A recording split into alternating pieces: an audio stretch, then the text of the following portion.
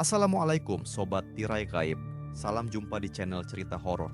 Di channel ini akan kami ajak kalian menelusuri dunia mistis yang tegang dan menyeramkan. Silahkan subscribe, like, komen, dan share, serta nyalakan tombol loncengnya. Supaya kalian tidak ketinggalan cerita terbaru dari channel kami yang sudah subscribe, semoga diberikan umur panjang, kesehatan, dan berlimpah rejeki serta selamat dunia akhirat. Johansyah, seorang jurnalis televisi swasta, menatap lebar jalan Pantura yang sunyi. Dengan motor bebeknya yang berderum pelan, dia melaju menyusuri jalanan yang membentang luas, dipenuhi dengan hamparan sawah yang menguning di sisi kiri dan kanan. Udara pagi itu terasa panas meskipun matahari belum sepenuhnya menyinari bumi. Dia merasa ada sesuatu yang ganjil, suasana pagi yang seharusnya tenang, kini terasa penuh ketegangan. Pada awal Oktober 2010, Johansyah mendapat tugas untuk meliput kecelakaan kereta api yang terjadi di stasiun Petarukan, Kabupaten Pemalang. Kecelakaan itu melibatkan dua kereta api besar Argo Bromo Anggrek yang melaju dari arah Jakarta Gambir menuju Surabaya Pasar Turi dan Senja Utama Semarang, yang berangkat dari Jakarta Pasar Senen menuju Semarang Tawang.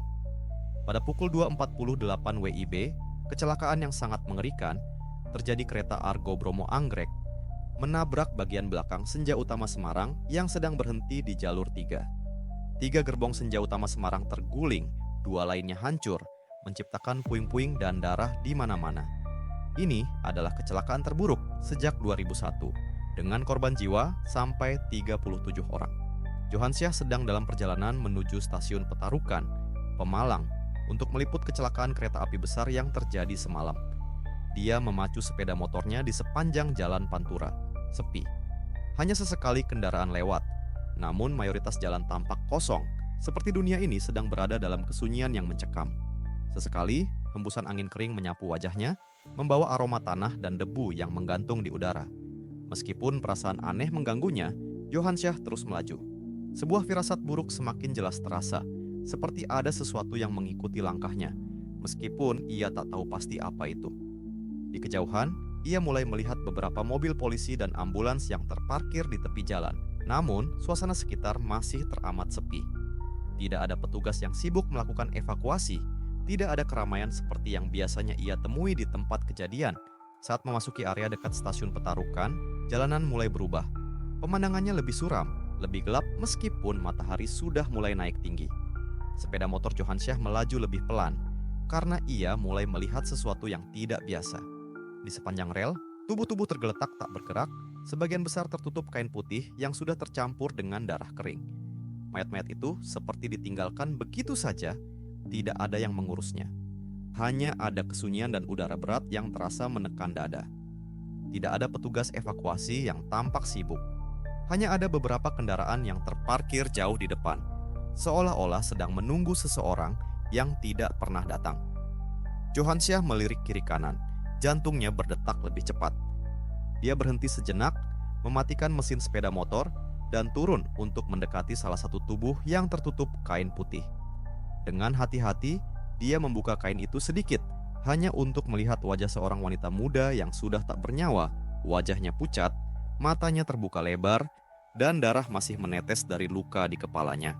Rasa mual mulai merayap naik ke tenggorokannya, tetapi ia menahannya. Sebagai seorang jurnalis, Johansyah harus profesional. Namun, ada sesuatu yang tak bisa dijelaskan di dalam dirinya. Ada sesuatu yang terasa sangat salah.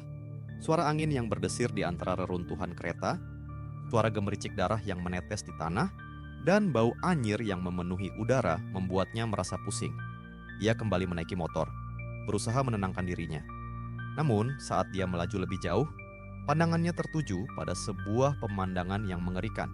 Di kejauhan, terlihat sebuah gerbong Senja Utama Semarang yang masih terguling, dan di dalamnya, bayangan-bayangan samar bergerak. Dia berhenti, mencoba untuk melihat lebih jelas, namun tak ada seorang pun di sekitar. Hanya bayangan hitam yang bergerak di balik puing-puing. Johansyah merasa bulu kuduknya meremang. Meskipun semua tampak sunyi, ia merasakan ada yang mengawasinya. Keringat dingin mulai membasahi punggungnya. Sesuatu yang tidak tampak, sesuatu yang tak bisa dijelaskan, seperti mengikuti jejaknya. Johansyah tersentak mendengar panggilan yang ditujukan kepadanya. Dia menengok, ternyata kru tim dari pusat sudah menunggu dengan mobil perusahaan televisi swasta. Setelah meeting sejenak mereka pun berbagi tugas. Johansyah kembali rel kereta untuk melakukan pengambilan gambar. Di dekat lokomotif Argo Bromo Anggrek yang utuh, Johansyah melihat bayangan lain yang lebih jelas. Seorang pria dengan tubuh lusuh dan wajah yang penuh luka berjalan menuju lokomotif tersebut. Wajahnya tampak sangat pucat, matanya kosong, dan darah segar masih menetes dari luka-lukanya. Saat pria itu melihat Johansyah, dia hanya tersenyum. Namun senyumnya itu mengerikan seperti senyuman yang sudah lama mati.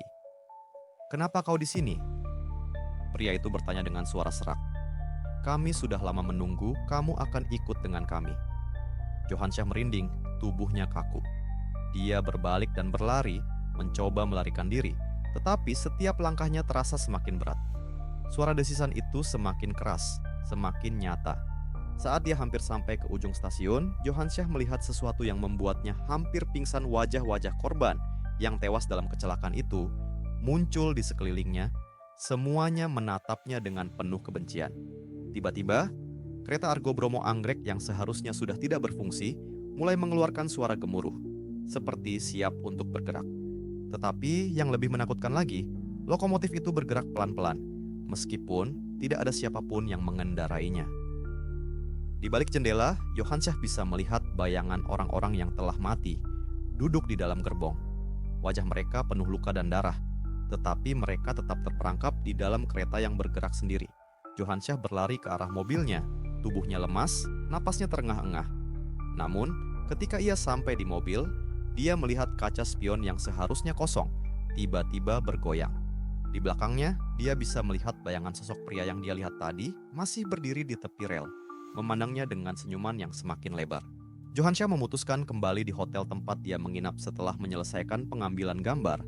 Malam harinya, Johansyah terbangun dengan keringat dingin membasahi tubuhnya.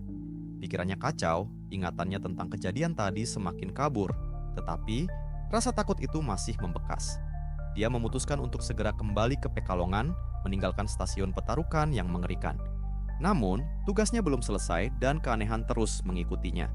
Setiap malam, ketika dia memejamkan mata, dia mendengar suara-suara jeritan yang tidak bisa dia jelaskan. Setiap kali dia lewat di dekat rel kereta, dia merasa ada yang mengikutinya, seperti bayangan-bayangan yang tak terlihat yang bergerak di balik gerbong-gerbong yang hancur. Johansyah tahu bahwa tragedi di Petarukan belum selesai, dan dia adalah bagian dari sesuatu yang lebih besar, sesuatu yang tak bisa dijelaskan, yang akan terus menghantuinya hingga akhir hidupnya. Johansyah berlari, kakinya terasa berat, seolah ada sesuatu yang menahannya. Jantungnya berdegup kencang, tubuhnya penuh dengan keringat dingin. Setiap langkahnya terasa seperti tarikan berat dari dunia lain, dunia yang tak bisa dia pahami. Bayangan pria yang sebelumnya dia lihat di dekat kereta, kini muncul lagi di ujung jalur rel. Senyuman pria itu semakin lebar, semakin mengerikan. Wajahnya yang penuh luka tampak semakin kabur, namun matanya yang kosong tetap menatapnya dengan kebencian yang mendalam. "Apa yang kamu inginkan dari aku?" Johansyah berteriak, suaranya terputus-putus, tapi suara itu tak datang lagi. Yang ada hanyalah kesunyian yang semakin menebal. Dia mencoba berlari lebih cepat, namun terasa seperti tanah itu menariknya mundur. Setiap langkah yang ia ambil terasa seperti beban yang tak dapat dia lepas. Kereta senja utama Semarang yang terguling di sebelahnya mulai bergerak lagi. Gerbong-gerbong yang sebelumnya terhenti, kini terguncang seakan hidup kembali. Dari dalam gerbong yang hancur, muncul suara seperti teriakan penuh penderitaan, suara yang berasal dari mereka yang terperangkap dalam kecelakaan itu. Mereka seolah memanggilnya, mengundangnya untuk bergabung dengan mereka di dunia lain, dunia yang tak pernah berakhir. Johansyah berhenti sejenak, mencoba untuk mengatur napasnya, tetapi suasana itu semakin mencekam. Wajah-wajah yang penuh luka, mata yang penuh ketakutan, dan darah yang masih mengalir, semuanya menatapnya dengan kebencian yang luar biasa. Semua suara itu memburu dirinya, mengitarinya tanpa henti. Dia merasa seperti seorang buronan, dan dunia ini hanya sebuah labirin yang tidak bisa ia keluar. Tiba-tiba, dia mendengar suara yang lebih keras, lebih menekan. "Kamu tak akan bisa pergi," suara itu berbisik di telinganya. "Kami sudah menunggu lama." Setiap kata itu terasa menembus tubuhnya, menghancurkan pertahanannya. Johansyah menoleh ke belakang, namun hanya melihat bayangan gelap yang bergerak dengan cepat, semakin mendekat. Dia memejamkan matanya sejenak, berusaha mencari cara untuk melarikan diri. Tetapi saat matanya terbuka, dia sudah berada di tempat yang berbeda. Ia tak lagi berada di dekat stasiun Petarukan. Semuanya tampak berubah. Gerbong-gerbong hancur itu, rel yang terkelupas, dan mayat-mayat yang tergeletak, semuanya hilang. Yang ada hanya kegelapan yang tak pernah berujung. Dia terperangkap dalam dunia yang tidak bisa ia lihat, namun dia tahu ada sesuatu yang terus mengawasinya. Langkah demi langkah, dia melangkah lebih jauh. Suara desisan itu semakin keras, semakin jelas. Bayangan-bayangan di belakangnya bergerak lebih cepat, semakin dekat, dan akhirnya Johansyah merasa ada sesuatu yang menyentuh pundaknya.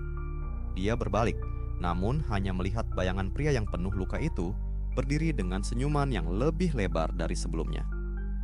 "Kamu sudah menjadi bagian dari kami," kata pria itu dengan suara serak. Suara yang mengalir seperti bisikan yang tak bisa ia hindari.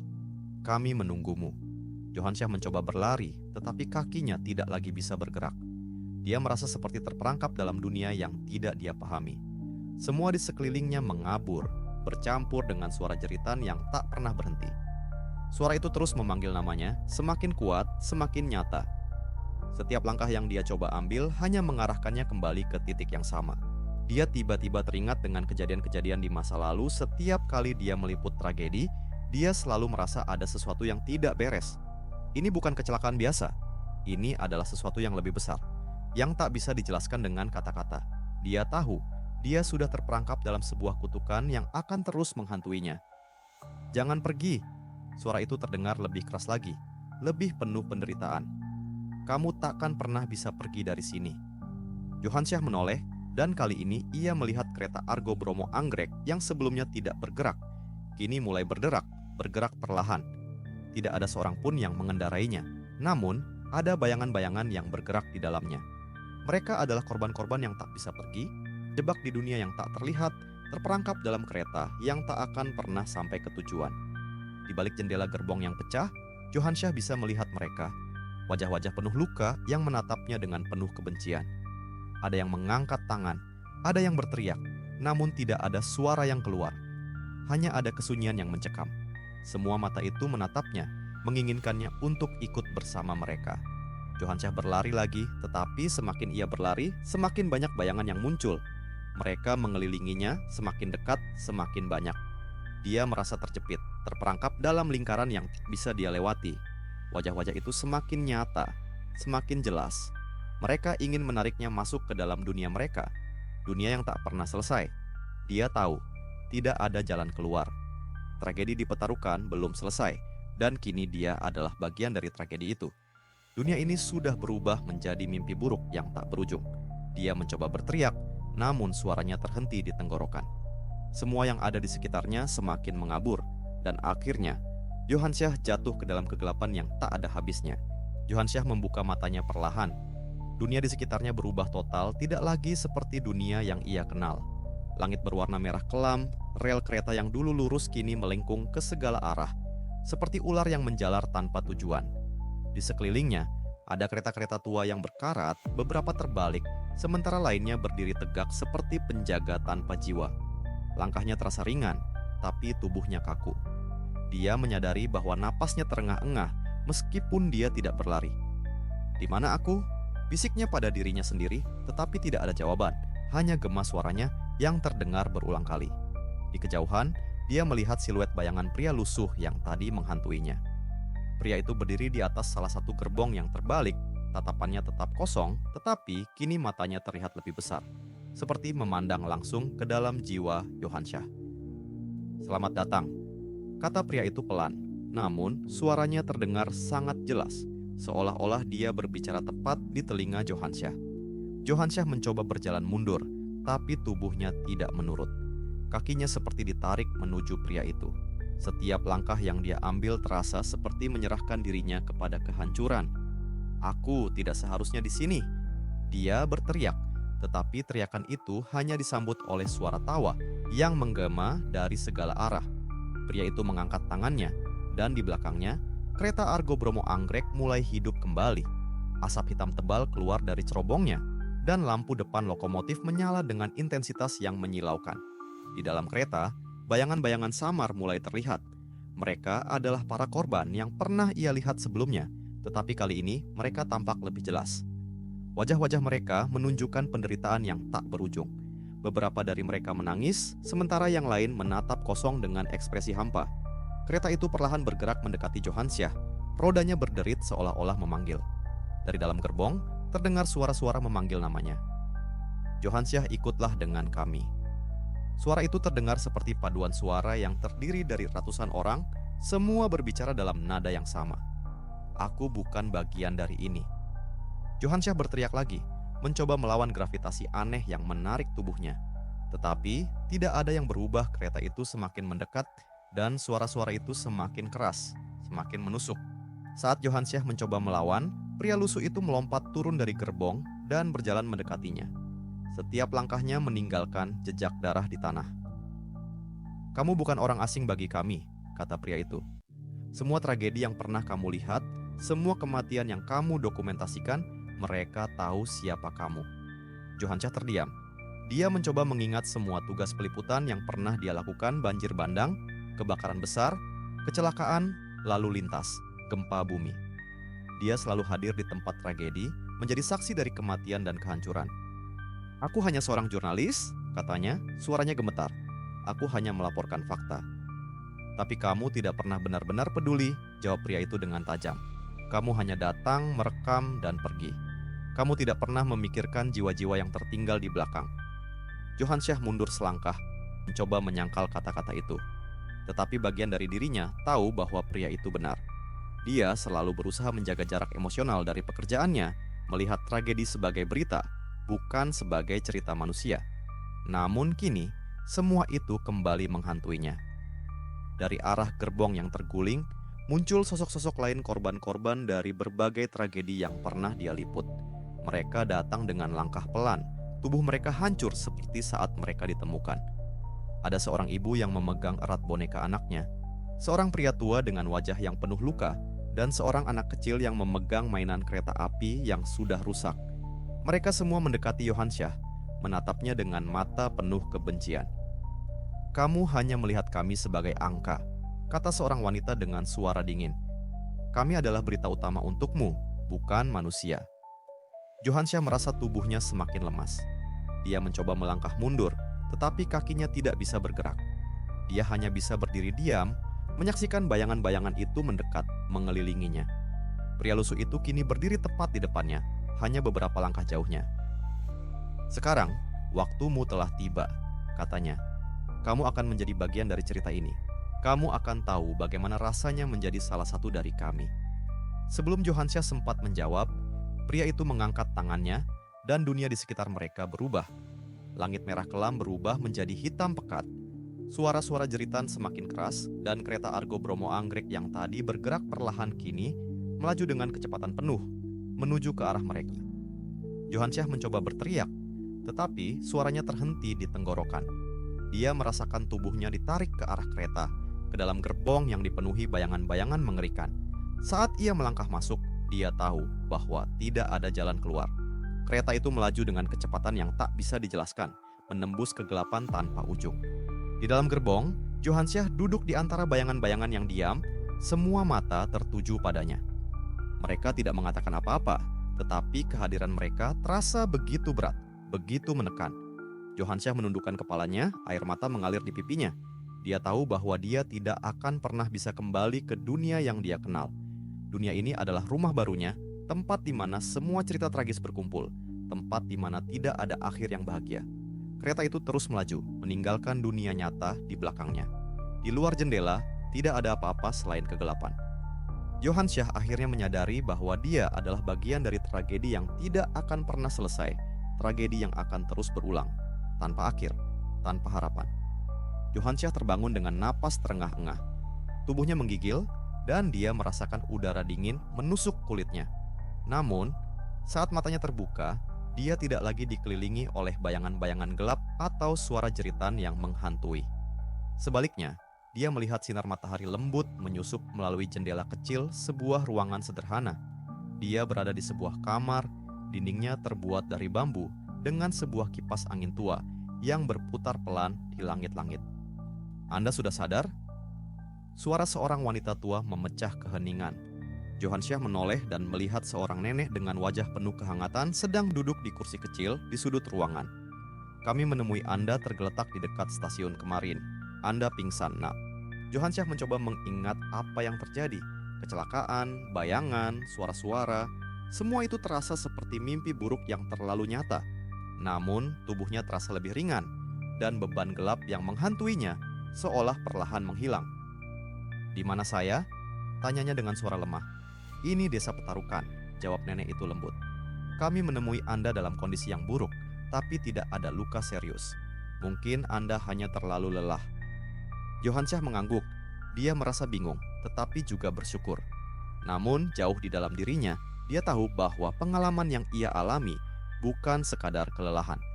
Dia memutuskan untuk tetap tenang dan memulihkan kekuatannya sebelum bertanya lebih jauh. Setelah makan dan beristirahat, Johansyah meminta untuk kembali ke lokasi stasiun. Dia merasa ada sesuatu yang harus dia selesaikan di sana, meskipun hatinya masih diliputi keraguan. Nenek itu setuju dan mengantarnya dengan sepeda tua miliknya. Ketika sampai di stasiun, suasana terasa berbeda. Tidak ada bayangan gelap atau suara aneh. Stasiun itu tampak seperti tempat biasa, meskipun sisa-sisa kecelakaan masih terlihat. Johansyah bertemu dengan seorang pria tua, penjaga stasiun yang tampaknya sudah bekerja di sana selama bertahun-tahun. "Apa yang Anda cari, Nak?" tanya pria itu dengan suara berat. Saya ingin tahu tentang apa yang sebenarnya terjadi di sini," kata Johansyah dengan ragu. Pria tua itu tersenyum tipis. "Kadang-kadang, tragedi meninggalkan jejak yang tidak bisa kita lihat, tapi bisa kita rasakan. Tapi semua itu bukan berarti kita tidak bisa melanjutkan hidup. Anda selamat, dan itu artinya ada alasan Anda di sini." Johansyah merasa kata-kata pria itu penuh makna. Dia menceritakan apa yang ia alami, termasuk bayangan-bayangan dan suara-suara yang menghantuinya. Pria itu mendengarkan dengan sabar, kemudian berkata, "Mungkin mereka hanya ingin didoakan. Mereka adalah jiwa-jiwa yang belum tenang." Johansyah memutuskan untuk melakukan sesuatu yang belum pernah dia lakukan sebelumnya. Dengan bantuan penjaga stasiun dan beberapa warga desa, dia menggelar doa bersama di lokasi kecelakaan. Mereka menyalakan lilin, mengucapkan doa untuk para korban, dan memberikan penghormatan terakhir kepada mereka yang telah pergi.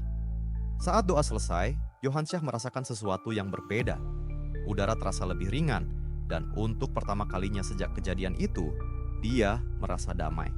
Seolah-olah beban yang menghantuinya perlahan menghilang. Dia menoleh ke arah rel tempat kecelakaan itu terjadi dan melihat sesuatu yang membuatnya tersenyum. Seberkas cahaya lembut seperti pelangi kecil muncul di atas rel. Dia tahu itu bukan sekadar fenomena alam biasa. Itu adalah tanda bahwa para jiwa yang dia temui kini telah menemukan kedamaian mereka. Beberapa hari kemudian, Johansyah kembali ke kantornya dengan perasaan yang jauh lebih baik. Dia menulis naskah berita tentang kecelakaan itu, tetapi kali ini dia juga menambahkan video cerita tentang keberanian, harapan, dan pentingnya memaafkan diri sendiri serta orang lain. Berita itu menjadi viral, menyentuh hati banyak orang, termasuk keluarga korban yang merasa terbantu dengan doa-doa yang dilakukan Johansyah dan warga desa. Banyak yang datang ke stasiun Petarukan untuk memberikan penghormatan, dan lokasi itu akhirnya menjadi tempat peringatan yang penuh makna.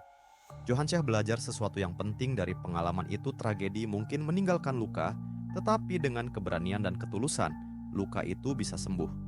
Dia merasa hidupnya kini memiliki tujuan baru, bukan hanya melaporkan berita, tetapi juga membawa harapan dan kebaikan bagi mereka yang membutuhkan. Dan sejak hari itu, Johansyah tidak pernah lagi merasa dihantui. Sebaliknya, ia merasa dikelilingi oleh perlindungan yang tak terlihat, seolah-olah mereka yang telah pergi kini menjadi pelindung bagi langkah-langkahnya. Terima kasih Sobat Tirai Gaib, jangan lupa subscribe, like, komen, dan share, serta nyalakan tombol loncengnya. Yang sudah subscribe semoga diberikan umur panjang, kesehatan, dan berlimpah rejeki, serta selamat dunia akhirat.